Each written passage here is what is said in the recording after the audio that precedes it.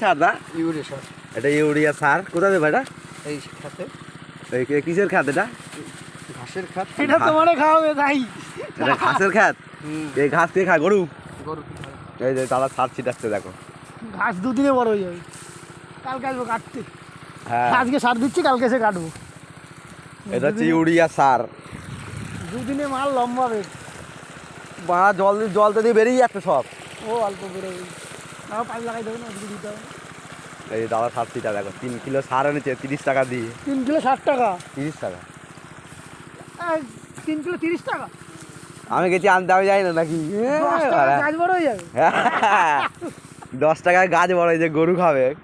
10 টাকায় গরু খাবে। মেস্তা ওরা মেস্তা না এগুলো দা? গ্যামা সরি, মেস্তা না গ্যামা। গরুও ওটা সারের মতো হবে। এই অবধি জমি, এই দোকানে এদিকে পড়েছে, আর বাকিটা ওই বাংলাদেশে 80 পড়ে টাকা গেছে ওই পারে। না? ওই তাল গাছ দুটো ওই দোকানে জোড়া 80 আছে। টাকা নিল। সিগারেট